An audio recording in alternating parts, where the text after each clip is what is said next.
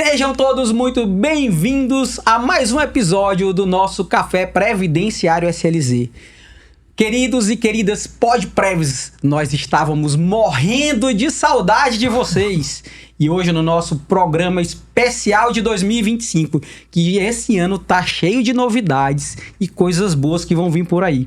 Nós temos dois convidados, que daqui a pouco vocês vão saber, né? Doutor Geraldo, meu parceiro e amigo, que prazer enorme estar aqui com você de novo. Que bom, né, doutor Osmar Neres, a gente poder se rever aqui, voltar à tona aqui no Café Previdenciário SLZ.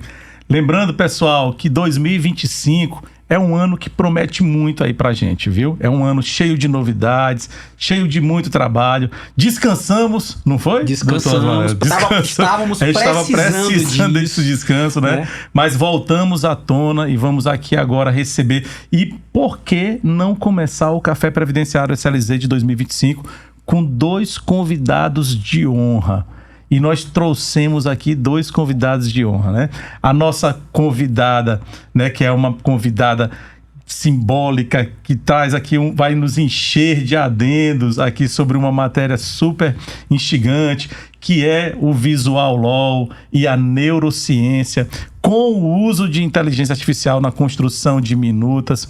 É a doutora Iana. Doutora Iana, seja muito bem-vinda. Aqui também temos o Márcio Melo, que é um servidor do Seguro Social de carreira, que ele tá, doutora Iana, do outro lado do balcão dos advogados, recebendo as petições, analisando o processo. Ele trabalha na parte consultiva, né, ali do INSS, e vê as reclamações de muitos servidores de o que fazer, né, doutor Márcio? Sim. Sobre o que fazer ali. Sejam todos muito bem-vindos. Vou dar aqui agora a palavra à doutora Iana para se apresentar. Mas antes, deixa eu fazer aqui rapidamente para vocês uma leitura do currículo dela, tá, pessoal?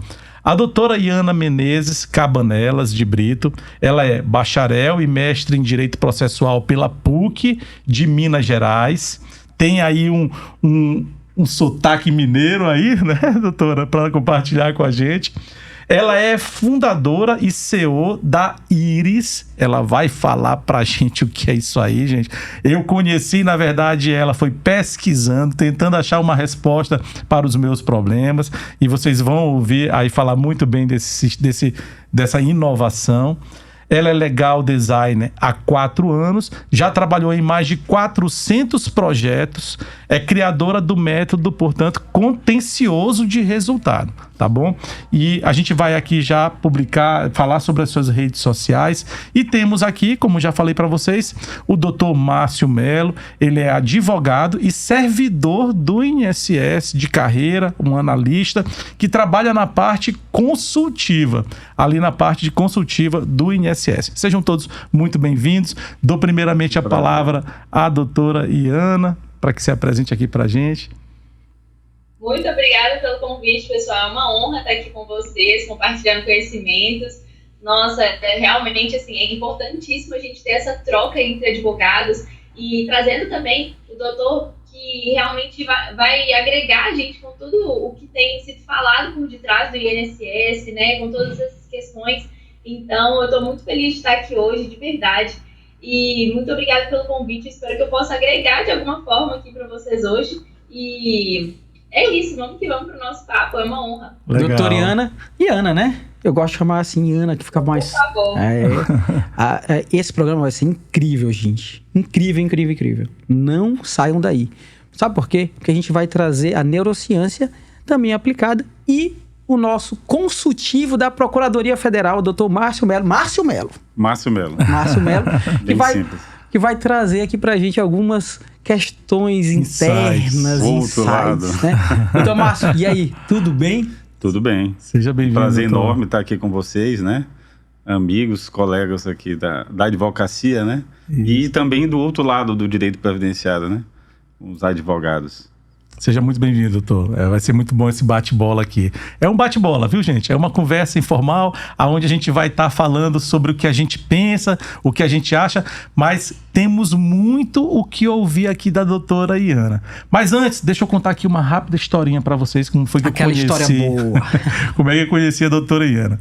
A doutora Iana, aqui, para ser bem rápido, direto aqui para vocês, eu conheci através de uma inquietação que vivi à procura de algo que melhor estruturasse as minhas petições dentro do escritório, né? E aí eu, naquele meu dia a dia, tentando resolver, vi que algumas coisas não destravavam. E vale contar aqui uma pequena experiência, né, que foi o que me levou para a advocacia, foi o fato de que a época em que fui servidor da Justiça Federal, ali de 2011, do concurso 2011 até março de 2019, o que mais me motivou a ir à advocacia foi a leitura e releitura do trabalho de advogados e da deficiência de petições, né? Não estou aqui querendo criticar, fazer uma crítica aleatória, mas uma crítica construtiva, né? Isso era uma coisa que nós vivenciávamos ali dentro do Poder Judiciário. De tanto ler petições, né? Ali eu disse, poxa, eu pensava, Márcio, eu dizia assim, vou quebrar aqui o doutor, viu, gente? Para a gente não mais ficar se chamando aqui doutor. Todo mundo aqui vai se chamar pelo nome direto. Aí, Márcio, eu ficava lendo aquelas petições e pensava assim, poxa, se eu fosse advogado, eu faria algo melhor. Eu pensava que eu poderia fazer algo melhor do que aquele trabalho que tinha lido ali.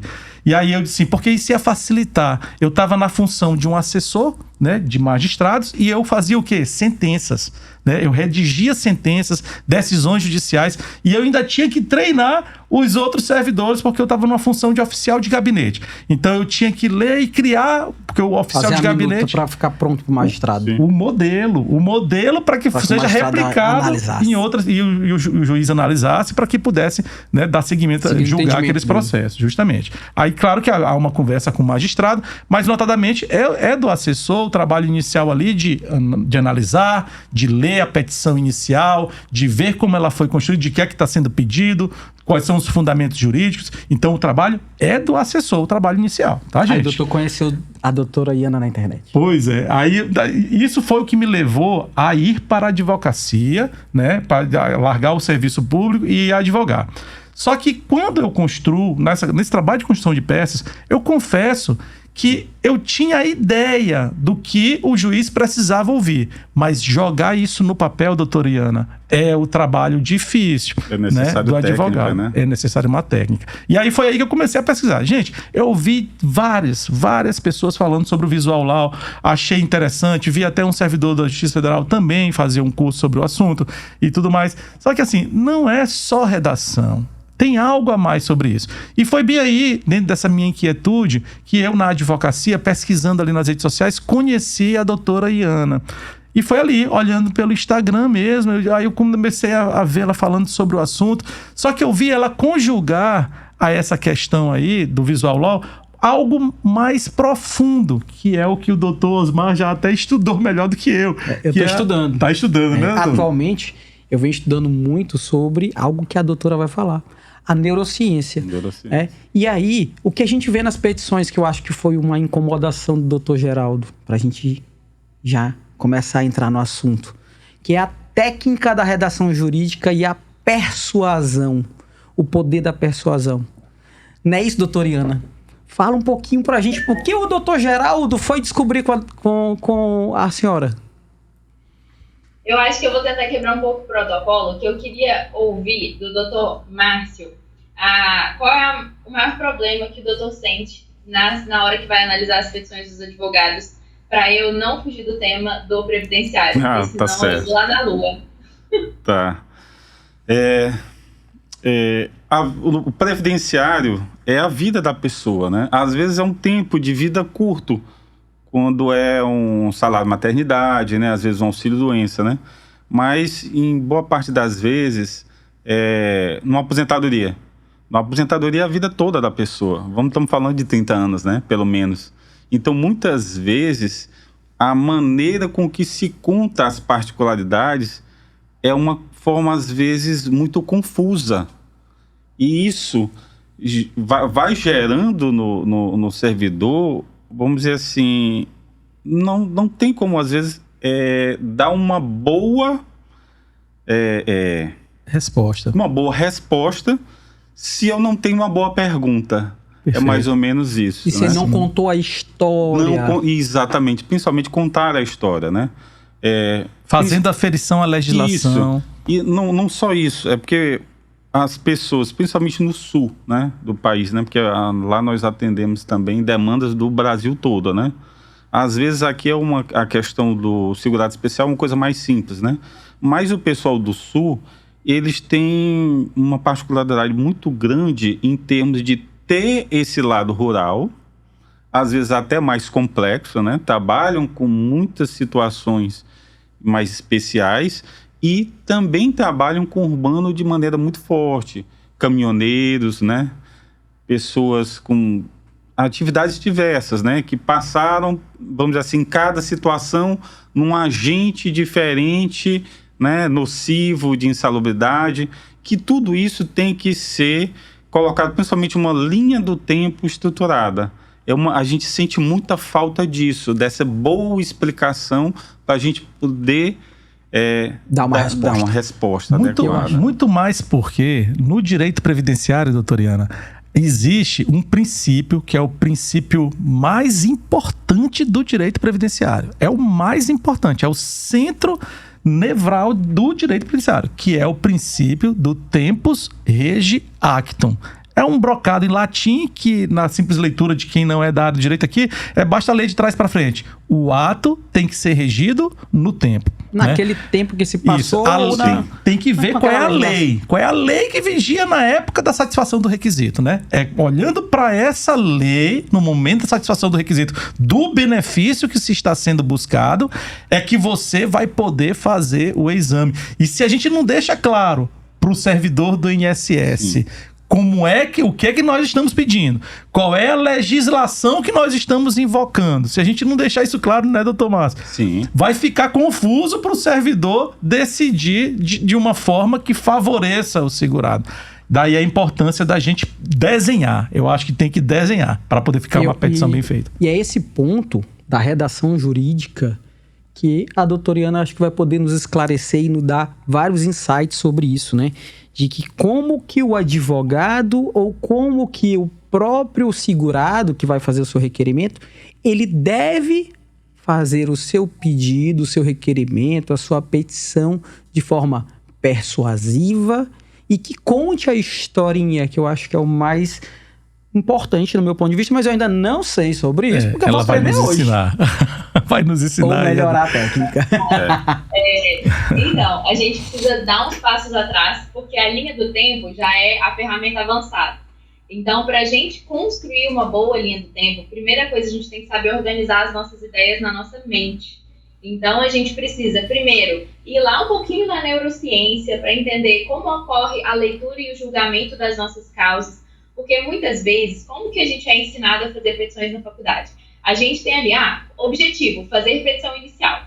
Aí a gente pensa, qual o direito que se aplica? Aí a gente quer fazer uma tese, uma dissertação de mestrado sobre aquele direito que se aplica. A gente quer explicar o padre a rezar a missa. Então, literalmente, a gente fica reproduzindo ali muitas vezes conhecimentos que são desnecessários para a tomada de decisão, que é justamente ficar delongando demais em questões de direito, ensinando direito para o julgador, e a gente se esquece de dar o foco máximo nas questões fáticas.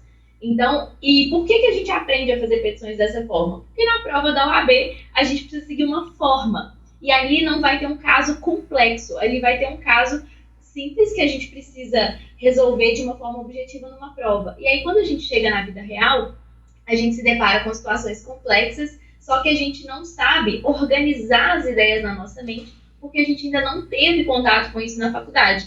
Por isso que a gente precisa beber de outras fontes para conseguir organizar melhor as ideias primeiro, fora da peça, para depois a gente passar para a peça. E aí quando a gente vai pensar em passar as ideias para o papel, a primeira coisa que a gente tem que pensar não é naquilo que nós sabemos, mas é em quem vai ler a nossa peça. Por isso que o maior erro, muitas vezes, dos advogados é recorrer. Qual é o artigo que eu vou citar? Qual é a jurisprudência que eu vou citar? Qual é a doutrina que eu vou citar? E esquece de sentar, pensar nas informações do caso, fazer um esqueleto, organizar as ideias antes de começar a escrever. Porque ele não está pensando no leitor, ele está pensando naquilo que ele sabe. Então, quando a gente considera o julgador vai ler a nossa petição, o que ele quer saber? Ele quer saber os fatos da forma mais simples e objetiva possível, porque é isso que ele vai julgar. Ele não vai julgar a doutrina XYZ. Muitas vezes, a gente já tem um entendimento firmado, sobretudo em direito previdenciário, a gente já tem uma forma como eles decidem. Só que a gente precisa mostrar os fatos de forma clara. E muitas vezes a gente começa a se embolar no nosso próprio raciocínio ali, e não deixa no primeiro momento da peça, que é o momento mais ouro, que a gente tem maior grau de atenção, principalmente em se tratando de uma leitura por meio de tela, que é o nosso caso hoje, a gente precisa colocar no início da peça, num quadro resumo, por exemplo, aqueles fatos que vão ser mais relevantes para o julgamento e de forma coesa. Então, falta muito a questão do que a gente chama de storytelling, que é exatamente o pulo do gato daquilo que vocês estão falando, que é a forma de contar a história. Muitas vezes a gente falta leitura de literatura para os advogados, para eles entenderem como que conta uma coisa seguida da outra. E eu acho que também, eu vejo que a gente sai da reunião e a gente já começa a escrever sem antes organizar as ideias previamente. Então, o que eu falo com o pessoal? A grande chave do direito previdenciário, tem muitos alunos lá no método que são de direito previdenciário, então a grande chave é a escuta ativa do cliente. Quando a gente está em reunião, não é hora da gente ficar pensando qual é o direito que se aplica ao caso do meu cliente. É hora de ouvir e ouvir ao máximo e não interromper. É hora da gente tentar, assim, se puder gravar a reunião com o cliente, melhor, mas assim, é a hora da gente ter todos os detalhes, da gente entender a história, da gente ir anotando e vivendo a história do cliente. Porque é isso que vai ser o grande ouro na hora que a gente for escrever.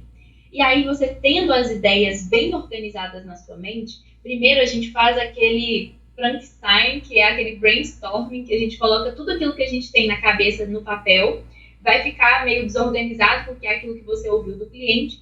E aí você vai depois reler e organizar aquela sequência fática com uma narrativa que seja mais envolvente, que seja como aquela contação de história que acontece nos filmes. A história do herói. Exato, aquela jornada do herói. Então, ele fez isso, depois ele fez aquilo. E depois que a gente conseguir organizar isso de forma textual, e hoje com a inteligência artificial, a gente pode dar comandos pedindo para ele aplicar técnicas de storytelling, técnicas de copywriting, que vão ajudar muito a nossa redação a ser aprimorada, porque muitas vezes também tem esse gap, essa redação deficitária também, e hoje a inteligência artificial pode nos ajudar nisso. Depois que a gente organizou as ideias, que a gente tem ali tudo muito claro, que vai ser, na verdade, vai ser 90% da peça, é esse momento de escuta ativa e organização das ideias. Depois a gente consegue ter uma linha do tempo que vai ser verdadeiramente eficiente, porque ali você vai colocar só os pontos-chave. Porque a grande questão é que a linha do tempo, ela não pode ter tudo. Ela nem deve ter tudo. Senão ela não vai cumprir a finalidade dela, que é despertar o interesse. Porque se a gente fizer uma linha do tempo com muito texto, por exemplo, ela vai ser mais carregada e vai dar mais preguiça no leitor de ler aquela linha do tempo do que, de fato, cumprir a finalidade dela, que é puxar a atenção do olhar, porque ela é um elemento visual, então ela tem atributos pré-atentivos que vão puxar o olhar do leitor imediatamente para ela. Aí ele vai bater o olho naquela situação ali objetivada, de forma bem objetiva. E aí, quando ele for no texto, aí ele vai entender nos detalhes. E é importante que esse texto, né, como o doutor Geraldo já falou, gente, eu tenho uma dificuldade danada de desapegar do doutor. Eu não sei se ele pode esquecer de BH, mas assim, é difícil. Eu também. Mas como o doutor Geraldo falou, é importantíssimo que a gente vá narrando e colocando ali a documentação logo em seguida. Porque aí, olha como que a construção ela fica lógica na cabeça do leitor. Porque muitas vezes a construção ela só está lógica na nossa cabeça. Só que a gente tem que pensar que a pessoa que está lendo a peça, ela não foi nos documentos ainda, ela não teve reunião com o cliente. Então, a gente vai colocar ali o texto, a gente coloca aonde que está no documento, aonde está exatamente aquela informação. Não é para colocar o documento grande na peça e esperar que a pessoa ache dentro daquele print enorme. É colocar o recorte. E aí continua a narrativa, coloca mais uma prova, e a narrativa, e a prova, e a narrativa, e a prova. E o direito ali, ele é literalmente só a cerejinha, porque o direito já está na mente do julgador. Então o segurado ele tem direito à aposentadoria por incapacidade nos termos do artigo tal, conforme demonstrado documentalmente pelo documento tal, print do documento. O exercício da atividade laboral está impossibilitado por conta da condição médica tal, tal e tal, conforme demonstrado por relatório médico tal, print do documento. Os requisitos da lei tal estão discriminados no artigo tal. E aí vocês têm ali uma lista de requisitos que vocês têm que preencher. E aí eu já vou dar um pulo do gato. Se você tem lista de requisitos para preencher, você consegue preencher uma tabela, em que em uma coluna você vai colocar a lista de requisitos e na outra você vai mostrar como que, no caso concreto, esses requisitos estão preenchidos. Legal, né? Então, basicamente não falar de direito de forma isolada. Sempre unir fatos e direito, mostrando como que o direito se aplica naqueles fatos, como que os fatos estão preenchendo os requisitos, e com isso você vai ter uma petição muito mais funcional para o julgador e que vai despertar muito mais o gatilho da reciprocidade nele, aí já entrando em neurociência, que é aquele momento em que a gente entrega tudo que o julgador quer para julgar, e aí ele tem muita empatia por você, porque ele fala, poxa, esse advogado ele teve um cuidado aqui na hora de elaborar essa peça, que vai me possibilitar uma análise muito mais ágil. Então eu vou julgar logo a causa dele. É diferente daquele advogado que fica ensinando demais o direito para o julgador, e aí o julgador tem a sensação de, tô careca de saber disso, gente, o que esse advogado tá achando que eu sou? E aí ele começa a ficar com aquele famoso ranço da festa. E aí é o contrário do que a gente precisa para uma decisão favorável, que é a empatia. Chega a ser... Sim. Chega a ser até provocativo, né, para o magistrado. Parece que tá provocando o magistrado. Doutora Iana, agora olha só uma coisa interessante que você falou aí, né? Eu vou colocar bem aqui um caso prático sobre a sua fala, porque a doutora falou com muita maestria uma coisa que nós vivenciamos na prática todos os dias ali no meu escritório, né? Uma coisa assim que eu vivencio. Eu tenho um estagiário que ele me trouxe uma vez uma petição e o caso era muito simples, doutor Márcio. Olha só como era simples, doutor Osmar. Existe um benefício previdenciário que é chamado de auxílio... o auxílio acidente. O auxílio acidente, ele é um benefício previdenciário de natureza indenizatória. Ele não é um benefício previdenciário sui generis, né? Ele é um benefício previdenciário sui generis. Ele é de natureza indenizatória. Uma vez concedido esse benefício, ele não é cessado até que a pessoa se aposente, né? E esse benefício, na linha do tempo, ele tinha uma outra denominação. Era auxílio suplementar, que ele era assim chamado lá na antiga... Era um outro nome. Antigo, Isso, mas ele é regido pela mesma lei. A lei, na verdade, ela foi revogada, mas é o auxílio acidente. Ele tinha os mesmos requisitos. O que acontece no caso lá que o estagiário me trouxe? Ele me trouxe uma petição em que ele colocou lá dos fatos, dos fundamentos e dos pedidos. E trabalhou na peça. A peça totalmente embaralhada. E aí eu disse assim, não, meu amigo, senta aqui, vamos fazer isso aqui juntos. Aí eu botei ele sentado e eu fui redigir a peça. Quando eu percebi, doutora Iana, que eu não conseguia dissociar fatos de fundamentos jurídicos, eu mudei a capitulação da petição. Eu fiz assim, ó, dos fatos e fundamentos jurídicos. Eu botei os dois num tópico só. Porque não tinha como dissociar para fazer a coisa parecer clara para o magistrado. Então, quando eu comecei a falar do auxílio acidente, que foi concedido lá atrás, e que eu estava buscando o restabelecimento desse benefício, a única coisa que eu precisava provar para o magistrado era que o meu cliente, hoje, estava vivo e não tinha se aposentado. Se eu provasse que ele estava vivo e não tinha se aposentado, o auxílio acidente tinha que ser restabelecido. Se ele foi cessado ilegalmente. Então não tinha como eu falar dos fatos de forma separada do direito. Eu tinha que fazer isso de uma forma muito esclarecedora para o magistrado ali. E aí eu disse assim, meu amigo, vamos escrever aqui. Aí eu falei assim, ó, o autor desta ação recebeu o benefício em tanto de tanto. Segundo a legislação de benefício, a lei de benefício, Uma vez concedido o auxílio, este só pode ser cessado quando concedido a aposentadoria. Desta feita, olhando para a tela de declaração de benefícios emitido nesta data, que aí eu entro lá no sistema e pego a tela de declaração de benefícios, vê-se que o autor não tem benefício nenhum ativo, de modo que a sustação daquele auxílio acidente, ela foi ilegal. Ele deveria estar recebendo ela até hoje. Dessa feita, requer-se unicamente. Então, assim, uma petição que ele estava fazendo em 10 laudas, nós fizemos em 3, em 4, ali, para ficar uma coisa mais simples. Esses insights que a doutora Iana trouxe aqui, que vai levar à persuasão de quem vai analisar, julgar ou conceder o benefício. De você pegar de forma simples, aplicando as técnicas corretas e colocando de forma sem trazer aquela argumentação jurídica de é o artigo tal, é tal. Não, você vai pegar, vai dizer, olha, o fato é esse, você fala sobre ele, coloca onde está a sua prova e vai facilitar quem vai analisar e vai ficar mais gostoso a leitura. Eu sempre falo que a leitura da petição ou de qualquer requerimento, ele tem que envolver quem vai ler, ele tem que prender, porque fica muito mais fácil ele, depois de entender, conceder ou até negar, né? Na questão do administrativo, e até muito mais importante a questão dos fatos, porque o direito ali, ele é muito limitado à questão da interpretação, né? Eu não estou lá como magistrado. Eu não posso, vamos dizer assim, colocar a minha interpretação, né? Que é o que o magistrado tem este poder. Então, é muito mais interessante, na via administrativa, a descrição dos fatos adequadamente.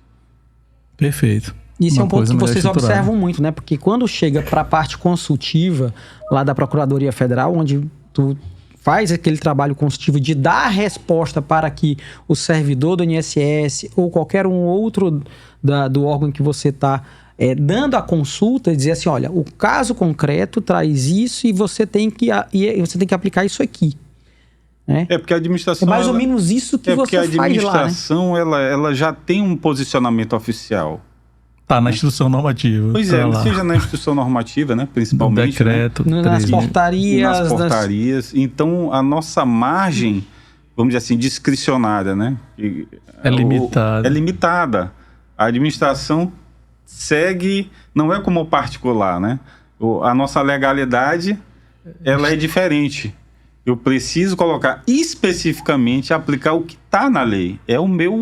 É diferente do particular. Se a lei não diz nada, o particular pode tudo, né? É verdade. Verdade. E essa questão da gente precisar cada vez mais trazer os fatos, traz mais ainda à tona isso que o doutor Geraldo falou e o doutor Márcio falou. E aí, o que a gente percebe? Que essa divisão dos fatos do direito do pedido que a gente aprende na faculdade, ela é disfuncional, porque não existe uma logicidade no raciocínio quando a gente pensa nela. A gente está falando uma determinada coisa, a gente quebra a linha de raciocínio para falar do direito. Justamente, eu acho que, como a gente tem lógica na faculdade, no terceiro, segundo período, a gente não dá muita atenção. Mas é basicamente lógica. Quando a gente vai escrever de forma coesa, a gente vai falar de premissa maior, premissa menor e conclusão. E ali, por exemplo, no administrativo, as premissas são os fatos. E aí a conclusão vai ser realmente a interpretação que você quer que seja dada para aqueles fatos.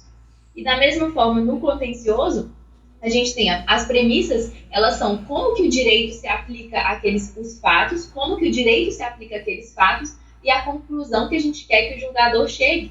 E isso é premissa maior, premissa menor e conclusão. Só que a gente quebra essa linha de raciocínio quando faz essa petição subdividida, porque acha que esse tópico da fundamentação, que ele tem que ser um tópico enorme, que a gente tem que retomar tudo aquilo que a gente aprendeu. E aí a gente acaba perdendo esse interesse por pensar de forma visual, que é uma coisa que não é nos ensinada na faculdade, então a gente não tem uma cadeira ainda de visual law, de legal design, então a gente não consegue ainda enxergar aonde estão as tabelas, aonde estão as linhas do tempo, aonde estão os fluxogramas. E nesse papel, como a gente ainda não tem uma cadeira assim, a gente precisa ter noções de design. Eu sempre acredito que ajuda muito a gente estudar um pouco, porque nada supera a mente humana até hoje, mas a inteligência artificial ela pode nos ajudar muito também nisso. A gente consegue pedir para ela sugestões, inclusive eu criei o meu GPT, né, justamente alimentando com os meus conhecimentos. Quem é aluno tem acesso ao meu GPT, porque eu via essa dificuldade da gente realmente enxergar aonde que aquilo ali pode virar um elemento visual para deixar mais organizada e mais simplificada a peça. Não é que a gente vai retirar o texto, a gente talvez vai colocar ele de uma forma diferente para justamente atrair a atenção, porque a gente tem que pensar que a leitura hoje em dia ela é feita de forma dinâmica. A gente não tem mais aquela leitura do texto de forma corrente, né? Então, muitas vezes a gente até pensa num storytelling que está incrível de ser lido quando a gente vai ler ele de uma forma completa. Só que não necessariamente é assim que vai acontecer, principalmente considerando o volume de causas que são julgadas todos os dias. CNJ já falou, são 8,6 processos por dia. Então, a gente tem que considerar a leitura dinâmica. Para isso, o elemento visual ele vai ser um ótimo ponto de partida. E aí, a gente precisa dar destaques estratégicos no corpo do texto também, dando negrito em frases-chave. E não, por exemplo, coloca lá, é um absurdo, é urgente, é não sei o quê. O que é urgente? O que é um absurdo? É isso que o julgador quer saber quando ele está lendo. Ele não quer um discurso inflamado, ele quer um discurso útil. Então, quando a gente vai escrever a nossa peça, a gente também tem que considerar essa questão da leitura dinâmica para ir promovendo esses destaques em frases estratégicas. E aí, quando a gente coloca o elemento visual, a gente só reafirma a conclusão que a gente quer que o julgador chegue. E esse elemento visual é muito importante que ele seja colocado num momento estratégico, num argumento estratégico, porque ele tem um peso visual na página.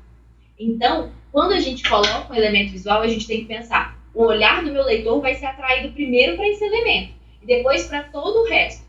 Então, esse elemento tem que ter um argumento forte aqui. Eu não vou colocar, por exemplo, uma linha do tempo quando as datas não são importantes. Eu posso usar um fluxograma, e ali eu não vou estar chamando atenção para as datas, porque a data, ela prende a atenção. E aí o julgador fica se perguntando, o que essa data tem a ver? É como se a petição ela não estivesse um escorregador. Eu gosto de brincar que a petição ela tem que levar o julgador para a decisão que você quer que ele chegue sem nenhuma barreira na comunicação. Ela tem que ser fluida, né? Exato, fluida. E se você coloca algo que gere dúvida, por exemplo, por que essa data está aqui? Ele nem está falando de data. Então, aqui nesse caso, seria um fluxograma. E por isso que é importante ter alguma noção de design, porque Entendi. Doutora, a gente vê que com pequenas mudanças na nossa redação, esses ajustes, esses insights todos que a gente está tendo aqui, você consegue modificar a nossa escrita, que eu gosto de fazer sempre a escrita fácil, ela coesa, coerente e lógica para que leve para que o leitor ele consiga ter aquela conclusão que eu quero levá-lo para chegar. Sim. E assim conseguir trazer essa persuasão, né? Que esse é o ponto-chave. Isso serve não só, doutor Geraldo, para a gente aqui que é da área do direito.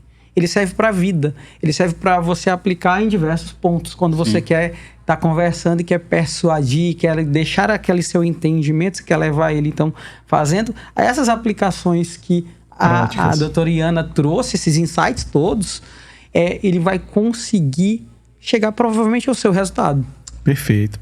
Doutora Iana, fale pra gente um pouco sobre como é que funciona a aplicação do seu método, como é que sua plataforma hoje trabalha para poder favorecer aquelas pessoas, notadamente, estamos falando aqui de advogados, né, que vão procurar uma plataforma para poder melhor estruturar suas peças. O que nós sabemos é que existe um método que a doutora desenvolveu e transformou isso num aplicativo, é isso? Como é que funciona isso aí, doutora? Conta pra gente. Método contencioso de resultado. Resultado, exatamente. O objetivo é ganhar mais causas. Eu falava assim, gente, é um absurdo isso, o pessoal tá falando de Joló como se fosse desenhar em petição, não tem nada a ver.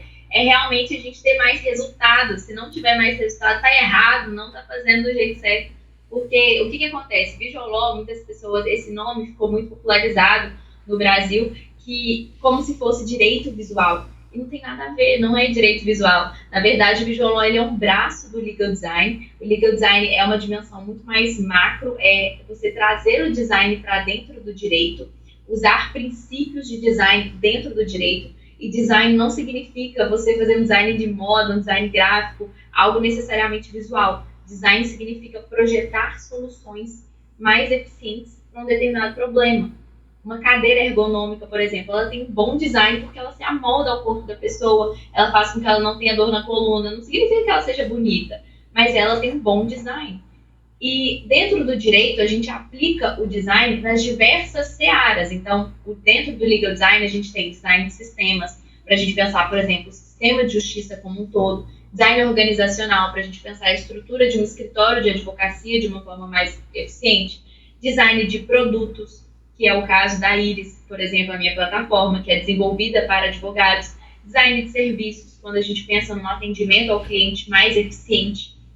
E, por fim, a gente tem a pontinha da pirâmide do legal design, que é justamente o Visual Law, que é o design da informação jurídica. Ele entra em todos esses designs, né, em todas essas modalidades de legal design, mas ele, na verdade, é o design da informação. E aí o design da informação significa projetar documentos mais eficientes, que atinjam o resultado esperado. E quando a gente está pensando em contencioso, o nosso resultado esperado é a vitória no processo. Então, é por isso que o método chama método contencioso de resultado. E a Iris, na verdade, eu fiz o caminho contrário do que os infoprodutores geralmente fazem, porque eu tive a ideia da Iris no meu mestrado em Direito Processual, quando eu estava estudando sobre Legal Design, que essa foi a minha tese. Eu escrevi sobre o legal design como um mecanismo com participação processual no processo democrático.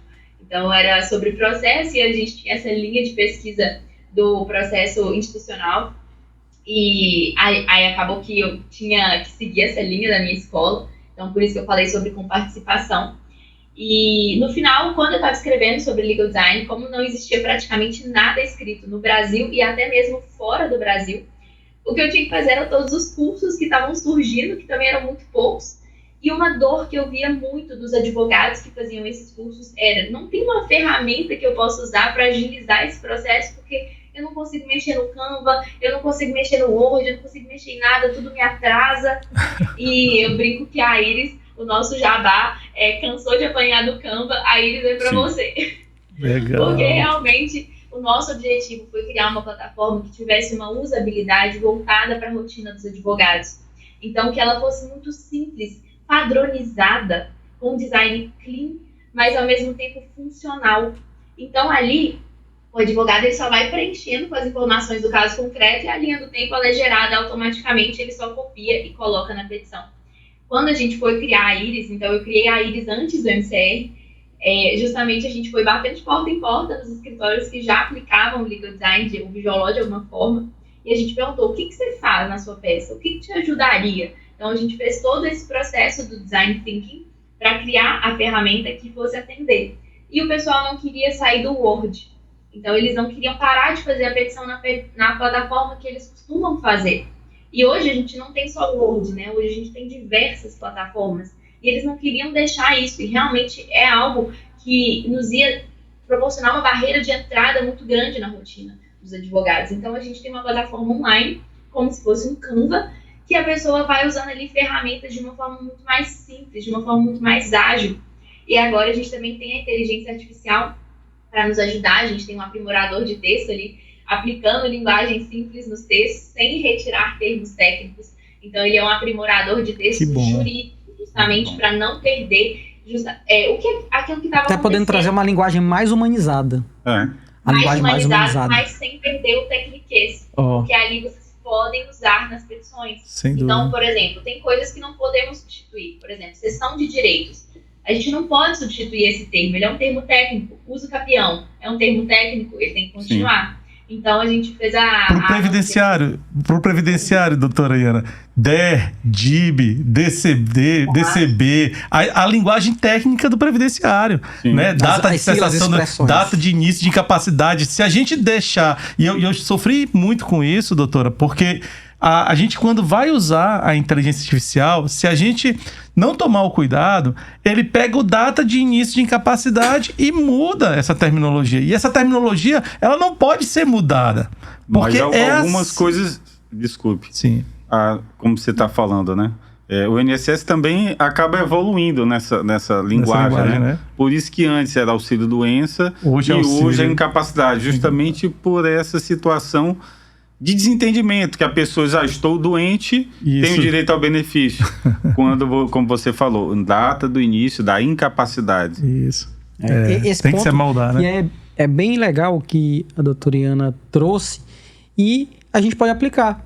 O doutor Márcio vai sair daqui cheio de insights para levar lá pro contencioso para aplicar um Visual Law. Não, seria muito bom. Doutora Iana, a senhora já ganhou 3 alunos. A senhora já ganhou 3 alunos aqui nessa mesa. A senhora sabe que eu sou o primeiro deles, né? Eu sou o primeiro porque eu fui o primeiro a te procurar. E eu vou acessar a tua plataforma. Só tô esperando a minha RPV acreditar ali. Eu vou correr para ela assinar o meu... E tu sabe que quando eu assino o pacote, eu boto o full, né? Eu perguntei logo pra doutora Iana. Doutora Iana, me diga qual é o seu melhor serviço. Geraldo, é esse aqui, ó. Eu vou atrás dele, porque é muito engrandecedor saber que existe um sistema, doutora Iana. Quer dizer que a gente não precisa mais ser refém do Canva, não precisa mais ser refém de tudo isso, que existe um sistema que pode nos ajudar. Gente, olha, a gente está no tempo dessa automação acontecer. Nós temos a inteligência artificial, nós precisamos de softwares que respondam à altura. Se eu tenho a ideia jurídica e eu jogo, alimento um sistema de forma conveniente, a automação é a solução, gente, para todos os problemas. A gente precisa muito disso, viu? É uma grande satisfação, doutora Ana, saber que existe essa plataforma, né, que é a Iris, né, e existe com o uso de inteligência artificial. Como é que a inteligência artificial interage com a Iris? É dentro do sistema que isso é feito? Exato, vocês sobem o texto lá, eu até limitei o número de palavras que vocês podem colocar para garantir que vocês possam, por exemplo, disponibilizar para o estagiário usar, porque é muito importante que tenha a revisão do texto. Então, não é interessante a gente colocar, por exemplo, a petição toda e ele reescreve a petição. É mais interessante a gente fazer por parágrafos, por tópicos, e ele vai reescrevendo à medida que vocês vão subindo o texto lá. Porque, na verdade, por exemplo, os meus alunos, eles usam mais a Iris nos elementos visuais até do que no aprimoramento de texto. Porque lá dentro do curso eu ensino a escrever de uma forma mais eficiente, com uma linguagem mais simples. E aí a escrita deles vai ficando realmente muito fluida e natural. Eles acabam usando mais a linha do tempo, fluxograma, gerador de gráfico, de tabela. Dentro da Iris tem todas essas ferramentas também, do que a própria inteligência artificial. Mas como a gente muitas vezes tem a veia de escrever em juridiquês e de delongar e de repetir, aí realmente a plataforma ajuda muito, porque a gente tem um campo que vocês vão colocar lá o texto, ela vai aprimorar o texto, deixando o texto mais objetivo, aplicando as técnicas internacionais de linguagem simples, mas ela não vai retirar termos técnicos e vai garantir a manutenção do sentido do texto. Então, ele foi todo pensado para garantir um aprimoramento eficiente. A gente também tem um gerador de resumo com inteligência artificial, que é para gerar aquele resumo que eu oriento colocar no início da peça. Só que eu sempre falo, gente, eu não uso o gerador de resumo que eu criei, porque eu realmente acho que esse é um momento ouro na peça. Então, o gerador de resumo, ele é um ponto de partida para quando a gente está começando. Mas depois que a gente já tem experiência, que a gente entende o poder daquele quadro resumo, a gente tem que escrever de forma mais persuasiva, pensando ali naquilo que vai tocar no magistrado. E tudo isso faz parte do método contencioso de resultado. Então, os módulos iniciais do curso, que muitas vezes os alunos entram e vão lá no módulo do ChatGPT, eles já querem ir nos usos de elementos visuais, vão pulando tantos de aulas querem lá. Querem pular etapas. Isso é natural. Então, e o método ele tem um porquê. E é justamente esse início em que eu falo de neurociência e como funciona a mente do julgador, como ocorre a tomada de decisão, que vai fazer com que a gente ganhe tempo na hora de elaborar as peças.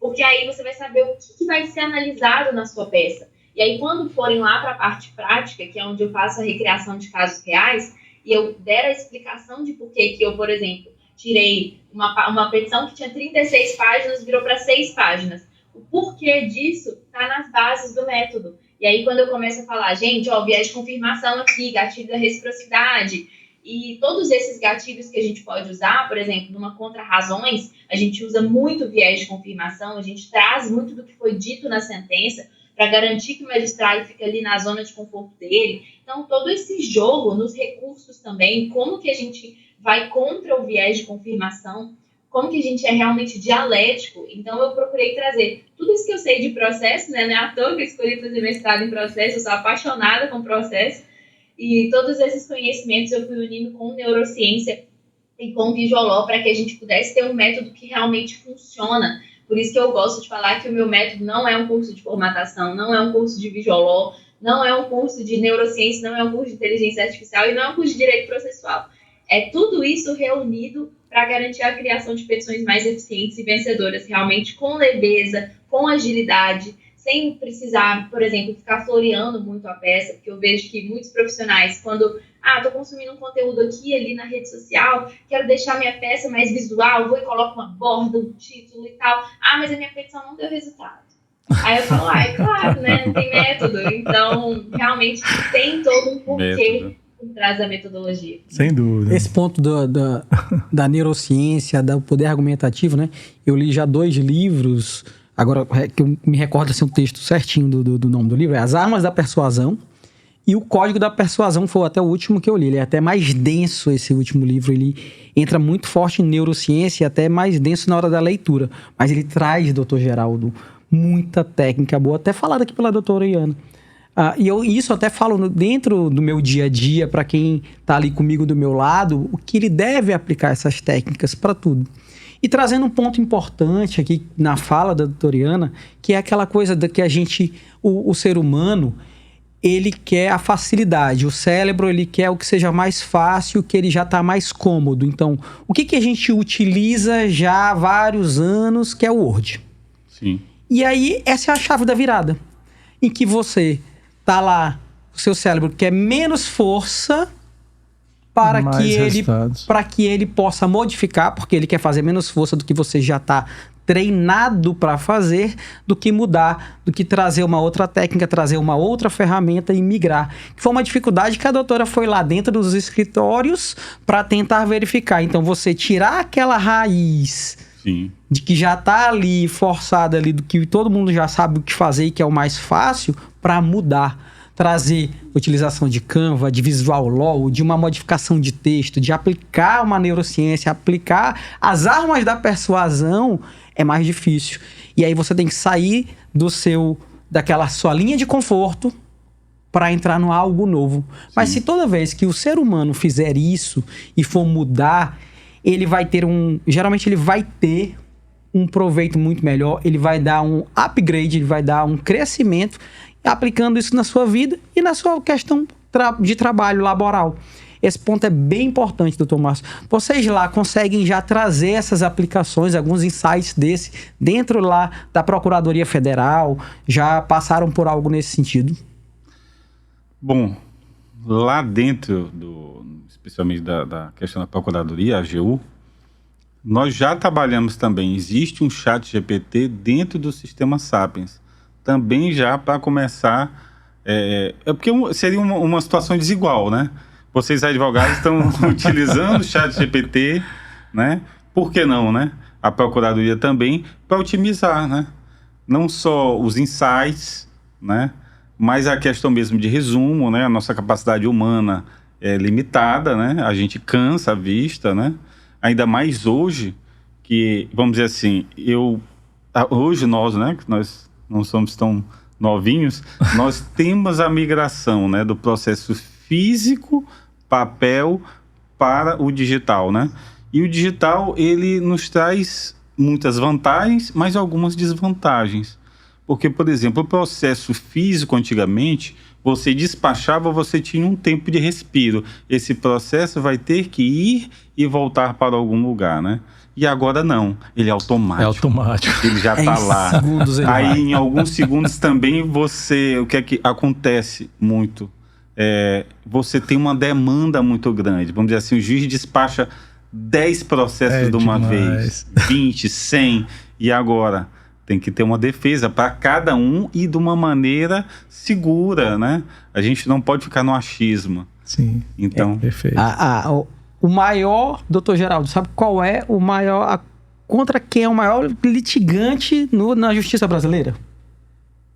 O INSS. É o INSS, o Instituto Nacional de Seguro Social. Este é contra quem mais se litiga no Brasil, é o INSS.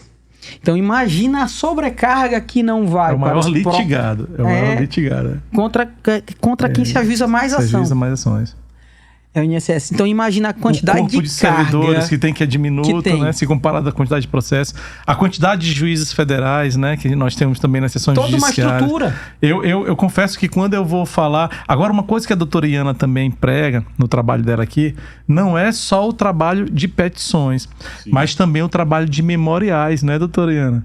É bem legal isso que eu te vi lá falando. E eu confesso que quando eu vou na Justiça Federal, eu gosto de fazer o memorial para falar, despachar com o magistrado. Aí eu deixo até um resuminho para deixar na mesa dele, impresso mesmo. Né? A gente tem que sair um pouquinho do eletrônico. Aí eu faço uma pastinha lá, chego lá, excelência. E eu já chego... Quando eu entro no gabinete, eu já entro me desculpando. Porque o ideal seria que a gente não precisasse ir lá, não é? O ideal era que nossas peças fossem muito bem claras, que tudo mais, mas infelizmente o fator humano, ele existe, né? A incompreensão, ela existe.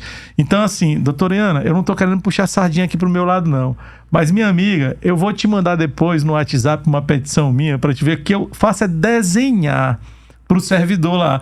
Mas, infelizmente, tem gente que não lê, não vê, sabe? Aquela resistência e tal. E aí a coisa... Eu até chego para os meus estagiários, doutora Iana, e digo assim, meu amigo, agora o problema virou pessoal. Porque eu desenhei, irmão. Isso aqui tá tendo uma incompreensão. Aí, doutor Geraldo teve que fazer os embargos auriculares. Aí vou lá. A gente chegou numa... eu e o doutor Osmar participamos de uma sessão na turma Recursal, que a turma Recursal estava negando todos os pedidos. Todos. Era a pauta, era negar, né? Aí quando eu comecei a minha fala, doutora Iana, foi muito engraçado, porque eu cheguei até a fazer uma brincadeira, mas com respeito, claro, né, aos magistrados. Eu disse assim, excelências, olha, me perdoem, o caso aqui é um caso que a gente já viu qual é a posição desta turma, mas... Ele usou o storytelling. Mas me permitam, né? Se nós estivéssemos em um campeonato de futebol, em que de um lado temos o INSS e do outro temos o segurado, eu diria que o INSS está ganhando aqui de goleada, porque o segurado não meteu nenhum gol até agora. Mas eu queria chamar a atenção de Vossa Excelência para um caso de um distinguixe do que está sendo enfrentado aqui. Trouxe uma história para poder dar. Foi para poder, deu certo. E deu certo. Foi o único caso que foi acolhido aquele dia lá. Foi uma grande deixa que a gente teve. Usou as técnicas da persuasão. Valeu muito a pena. A grande chave na verdade, os memoriais, assim, eu acredito tanto no poder deles que eu tenho um método só para eles. Memoriais. E a gente tem diversas causas que foram revertidas com memoriais, porque também eu trago técnicas para despachar dentro dessa metodologia, e é um momento processual muito delicado, e é um momento muito ouro também, porque você já tem a história toda contada nas suas mãos, seja em primeira instância, seja em segunda. Em segunda a gente tem que tomar uns cuidados, porque a gente tem que considerar a decisão já existente. E agora, em primeira instância, por exemplo, quando a gente vai apresentar alegações finais e eventualmente despachar também, gente, é um momento em que a gente pode contar a história do nosso jeito, mostrando como que aquelas provas produzidas corroboram com o direito do nosso cliente, como que aquilo ali está cabalmente provado. É o momento de falar de comprovação. É o momento de reavivar as provas produzidas, mas só aquelas que não são favoráveis. A gente é advogado, né? Muitas vezes eu acho que os advogados esquecem que eles estão advogando e falam, mas você está revivendo tudo que a outra parte falou, você vai fixar isso na cabeça do julgador. Aqui você só tem que falar o que é favorável a você. Sem dúvida. E muitas vezes a gente consegue mostrar visualmente. Então, o Memoriais de Impacto, que é o método que eu estruturei especificamente para os memoriais, o foco é criar memoriais de até 3 páginas. Então, é justamente visando o One Page Report, que é uma técnica mundialmente utilizada, que é a gente contar os fatos em uma única página. A gente faz isso muito e eu não sei se vocês conhecem, mas tem várias empresas que fazem esse serviço de visual law mais personalizado. E eu, inclusive, sou redatora de algumas empresas dessas. E aí, o que acontece? É um desafio enorme a gente condensar um processo de 10 mil páginas em uma única página. Inclusive, essa semana passada, eu tive que condensar um processo de 10 mil páginas em one page e deu certo. A gente conseguiu fazer. Então, assim, é sempre possível, desde que a gente saiba extrair as informações da forma correta. A grande chave está justamente em entender sobre persuasão. Entender aquilo que vai ser determinante para o convencimento. Se tem prova pericial, você não vai ficar falando o que você acha, o que você não acha. Sim. Você vai trazer ali a conclusão da perícia, vai fazer ela brilhar. E muitas vezes, quando a gente faz um memorial bom, a gente ganha com um direito ruim. E isso, assim, é o grande case que eu tenho no Memoriais de Impacto, que foi até uma das razões de eu ter criado o método. Era um caso de direito do consumidor, fugindo um pouco aqui do tema, mas era um caso assim que o direito era claramente assim, a empresa tinha que ser responsabilizada porque é cadeia de fornecimento. E a gente conseguiu fazer com que a empresa não fosse, porque a perícia falou, não, a empresa não teve relação. Mas é cadeia de fornecimento, o julgador ignorou isso, porque estava tão evidenciado no memorial que a perícia falou que a empresa não foi responsável pela contaminação, ela falou assim, não, então tá, eu vou dar ilegitimidade passiva aqui. Maravilha, então, assim, isso. Muitas vezes a gente consegue, com um despacho, que a gente já chega, eu gostei da estratégia da desculpa, eu geralmente falo assim, você tem que aprender a fazer um pitch de vendas no seu despacho. Você vai chegar e falar, excelência, eu não vou tomar mais do que 3 minutos do seu tempo, porque a causa aqui, ela é cirúrgica, né? Um ponto muito chave, eu vou trazer aqui. Isso é importante, essa introdução é muito importante. E aí, é claro, deixar o memorial impresso, que você possa, ou então levar no iPad, por exemplo, e mostrando ali para o julgador, ó, é isso, aquilo. É isso que o julgador quer, é a causa mastigada, que ele vai bater o olho e falar, é isso então? Então tá bom, eu vou decidir dessa forma aqui, ficou fácil. Que é aquela questão do nosso cérebro querer o caminho mais fácil. Então, os memoriais são muito ouro, e por isso que eles têm uma metodologia diferenciada. Eu quis separar os métodos justamente por conta disso. Quando a gente pensa nas outras peças do processo, a metodologia é diferente. Nos memoriais, a gente não precisa impugnar tudo. Por exemplo, numa contestação, a gente já precisa. Nos memoriais, a gente pode contar a história à nossa maneira. Então, por isso que a metodologia é separada. Inclusive, a gente tem muitos casos lá, STJ, inclusive. Muito Queridos legal. E queridas podprevs, se você ainda não está aplicando essas técnicas, você está perdendo tempo e deixando o ouro ele se ir jogando para o fundo do ralo, né? Acompanhem aqui a gente, viu? No Café Previdenciário SLZ, porque vem muito ouro aqui. Doutora Iana chegou aí com uma cereja do bolo para começar 2025. Olha, o Café Previdenciário SLZ vai começar com excelência. Doutora Iana, vamos deixar teus contatos aqui nessa nossa reunião. Eu acho que nossa hora estourou.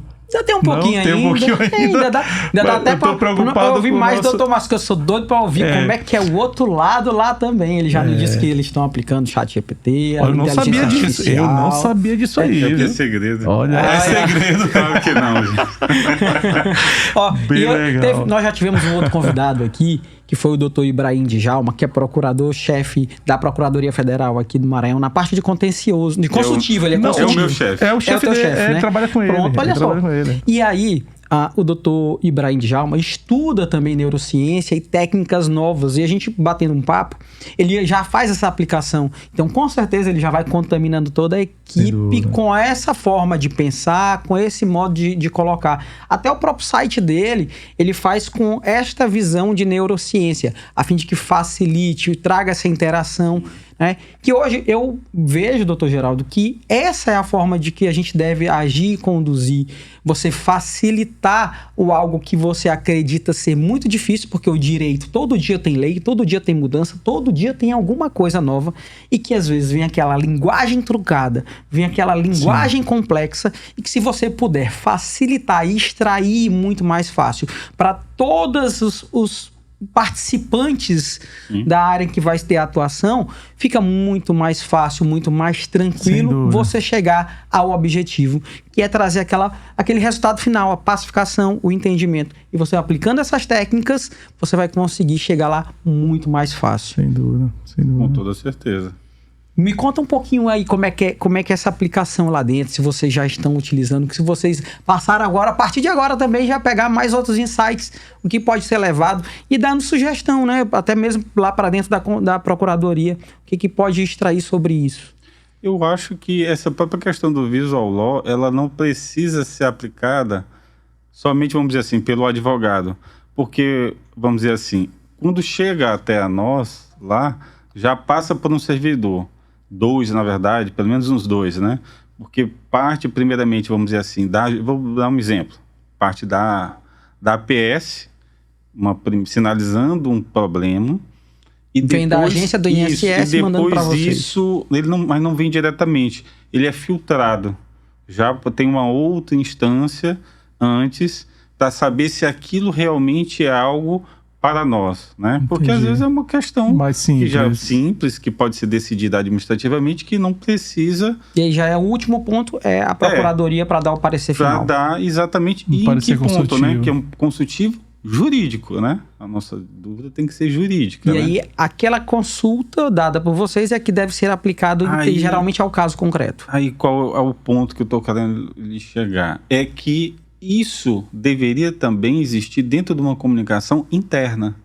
Sim. Porque, vamos dizer assim, o advogado, eu falei aqui do advogado, né? Agora fazendo a minha culpa, nós servidores também, eu vejo que temos uma dificuldade na hora de explicar também toda essa situação, né? Sim. Que poderia também, vamos dizer assim, utilizar dentro da administração técnicas de visual law, eu acho que seria perfeitamente possível. E vamos dizer assim, a gente está no início, né? Muita coisa ainda vai mudar. Muita coisa vai se adaptar. Chat GPT, ou outro nome que se der, mas isso vai existir, né? Como antigamente, né? Quando começou até o computador, né? Era digitado. Máquina de escrever. Máquina de escrever, depois uma máquina de escrever elétrica. Não peguei a máquina de escrever elétrica, já peguei o computador, gente. A gente olha a evolução aqui, né? A gente traz... A gente estudou junto, é do 386. Quando a gente começou, já tinha o 386, né, Tinha o 286, 386. A gente foi do 286 aí depois começou o Pentium, aí depois não se... Agora não tem limite. Não tem limite. Muito rápido essa interação da inteligência artificial, em que a gente vê... O que nós temos da inteligência artificial hoje, toda essa inteligência generativa que está vindo aí com ChatGPT, Perplex, Cloud, cada dia surge um novo. DeepSeek, Grok e tal.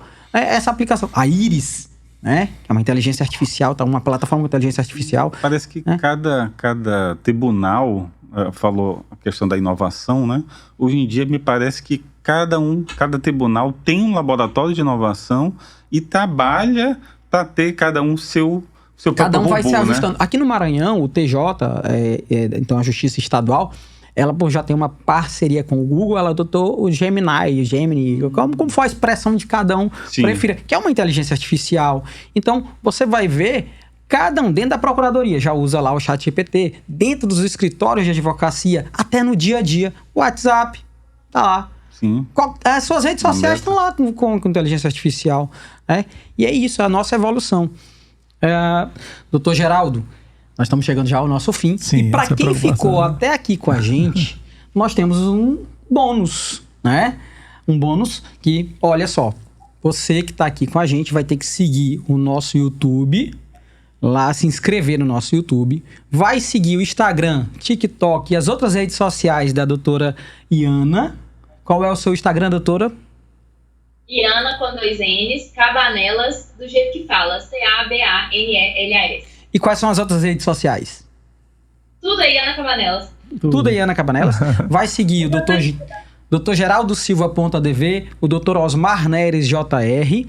Não deixando também de seguir o Café Previdenciário SLZ no Instagram. ouvir as nossas plataformas quando tá indo do carro, tá indo para qualquer lugar, pode ouvir, tá treinando, coloca lá no Spotify, na Amazon Music, nós estamos lá também.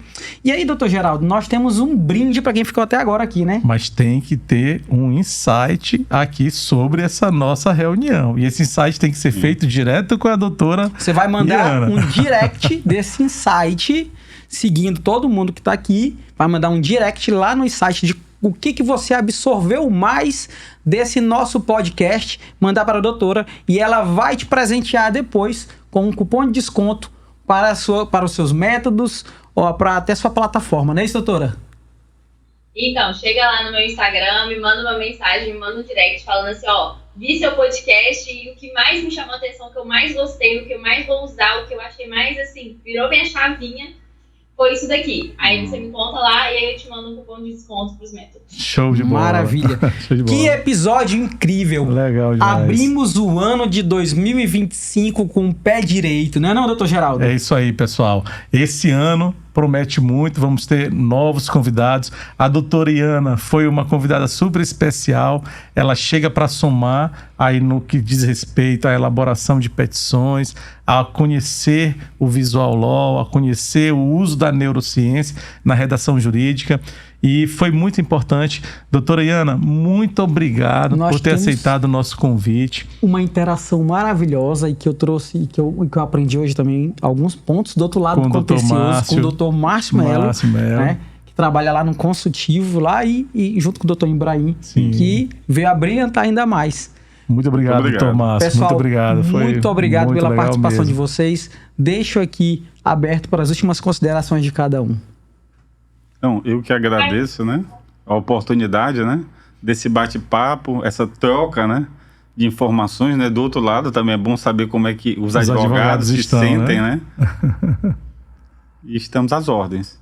Obrigado, Tomásio. Obrigada pelo convite, gente. Foi uma honra estar aqui com vocês. Que troca de ideias mais agregadora. Eu adorei aprender com o Dr. Márcio também, porque eu interajo muito com advogados, né? Então foi uma honra estar aqui com vocês, ouvindo do outro lado. E estou à disposição, estou totalmente à disposição. Podem me mandar direct, que eu que respondo tudo. Não tem dessa de delegar Instagram para mim. Responde mesmo, viu, pessoal? Porque foi assim que eu conversei com a doutora Iana, não foi, doutora Iana? Mandei a mensagem ali, minha amiga respondeu na hora, viu, pessoal? Na hora, porque realmente essa interação para mim é o maior ouro. É ali que eu vou entender as dores de vocês, é ali que eu vou poder ajudar de verdade. Então, e se também quiserem conteúdo sobre assuntos XYZ, como que faz isso e aquilo. Inclusive, eu vou gravar um vídeo sobre estilos pré-formatados no Word, só pro doutor Geraldo agora. Valeu, obrigado, doutora. Queridos PodPrev, mais uma vez, muito obrigado pela participação de vocês aqui. Né, doutor Geraldo? Valeu, PodPreves. Foi uma satisfação. Um grande abraço a todos, turma. Valeu.